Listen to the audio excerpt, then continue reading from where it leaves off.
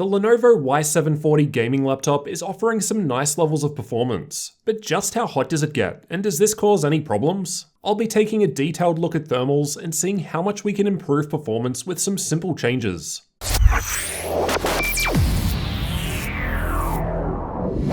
Let's start out with the specs I've got in my unit. There's an Intel i7-8750H CPU, NVIDIA RTX 2070 Max-Q graphics, and 16GB of memory running in dual channel, so expect different results with different specs. You can find examples of other configurations as well as updated prices linked in the description. On the bottom of the laptop, we've got some mesh towards the back which covers our air intake. While the rubber feet lifted up to improve airflow, the back one also seems to reduce rear exhaust being sucked straight back in. Air exhausts out the two vents on the back corners, as well as the vents up the back on the left and right hand sides. Inside, there's just a single heat pipe shared between the processor and graphics, along with two fans. The Lenovo Vantage software allows us to swap between three modes: quiet, balanced, and performance. I found these modes to adjust the power limit of both the CPU and GPU. And while the software does note that these modes adjust fan speed, under combined CPU and GPU load, as you'll hear later, I observed no difference.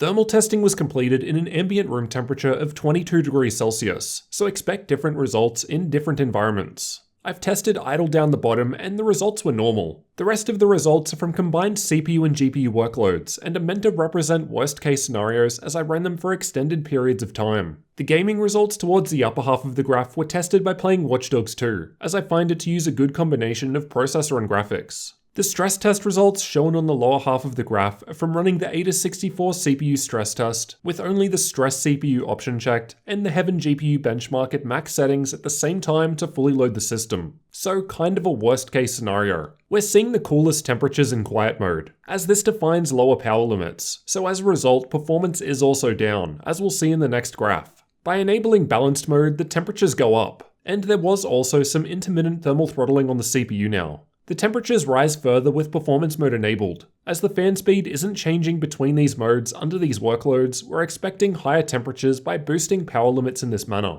With performance mode on, whether gaming or under stress test, the CPU was thermal throttling at 94 degrees Celsius. We see the GPU temperature rise a fair bit in performance mode, as this takes it from an 80 watt power limit up to 90 watts. On the Y740, I wasn't seeing performance mode boost CPU TDP here, like I saw in the Y540. So the higher thermals with performance mode active is a result of the extra GPU power. The CPU undervolt doesn't change the temperatures, though performance does rise up from this. And the cooling pad was able to remove the thermal throttling when combined with the undervolt. These are the average clock speeds for the same tests just shown. We can see that in the quiet profile, we've got the lowest CPU clock speeds due to the lower power limit, and then this rises up with balanced mode. When going to performance mode, the CPU clock speed does not change as there was no increase to CPU power limit. However, GPU clock speed does rise a bit as its power limit is raised here. Despite the CPU undervolt not being enough to lower thermals, we can see it's giving a fair clock speed boost. And while the cooling pad did help cool things down, it's not really affecting performance.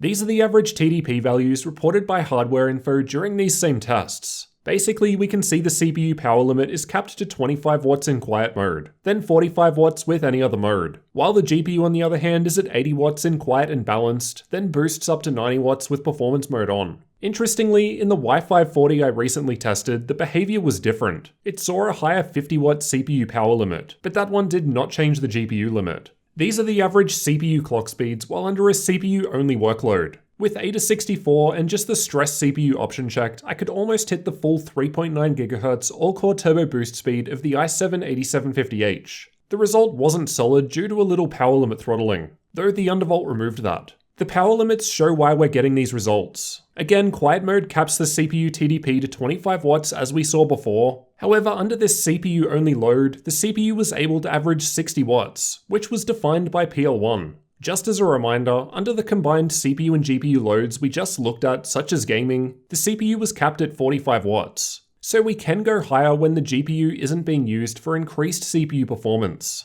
This results in the following thermals. It was possible to drop the CPU temperature by around 15 degrees in this example with the undervolt. To demonstrate how this translates into performance, I've got some Cinebench CPU benchmarks here. We can see that the score increases as we step up to the performance profile as expected. With the performance profile, the 2500 score seemed a little lower compared to other machines I've tested, though we could improve on this once undervolted. So how do these performance boosts actually translate into games? I've tested Far Cry 5 with the built-in benchmark at 1080p with ultra settings. At the bottom, we've got the results with the quiet profile in use. So while this is performing worse, the results are honestly not too bad. Despite this, you may not even have the option of running quieter. It'll depend on the game though. As mentioned earlier, in my game test and stress tests, all profiles had the same fan speed. The CPU power limit increase improves balanced mode, then the GPU power limit increase from performance mode raises it up further, while the CPU undervolt gives a little extra boost. As for the external temperatures where you'll actually be putting your hands, at idle it was quite cool, just a little under the usual 30-degree range I see here. With the stress tests going, it gets to the mid-40s in the middle and was warm to the touch. While gaming in performance mode, there didn't really seem to be much change. As for the fan noise produced by the laptop, I'll let you have a listen to some of these tests.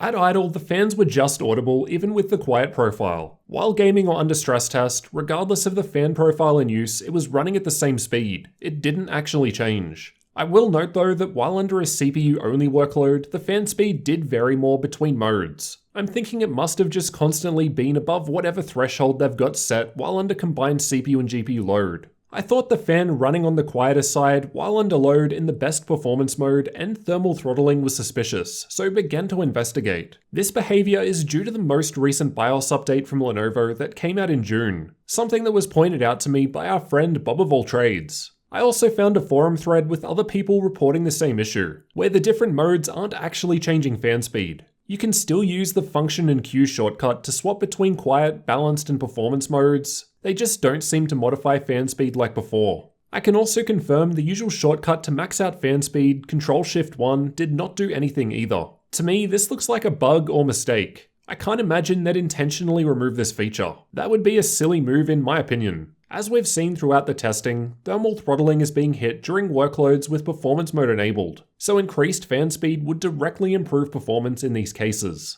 I haven't tested the machine with the older BIOS as the newest one I'm using is marked as critical by Lenovo, which means it's going to automatically install on a fresh machine, or at least prompt you to install as it includes security updates. It's my personal opinion that intentionally testing an older BIOS for review is like benchmarking games on Windows 7 for the guys who just won't let it go. So if Lenovo addresses this in the future, we should expect increased performance over what I've shown here. But otherwise, I'm going to test with the newest available that people are likely to install. While the Y740 gaming laptop is also available in a 15-inch model, I'm not sure how it would differ with less space for cooling without having tested it. The 230-watt power brick that Lenovo includes with the Y740 was plenty for these specs. I was seeing some drain during my testing, but it would stop at around the 95% mark, which is pretty standard behavior. It's worth noting the size of the power brick, which was noticeably on the larger side compared to other 230-watt units I've used. These differences in performance shown aren't hard and fast rules. There are different factors which will vary results, primarily the temperature of the room you're running in, application of thermal paste, and even the specific hardware, which comes down to the silicon lottery. You may not be able to undervolt or overclock your hardware the same as me. It depends on the chip and its specific power requirements. So don't just blindly copy my settings and do some testing to find out where your stable point is for best results.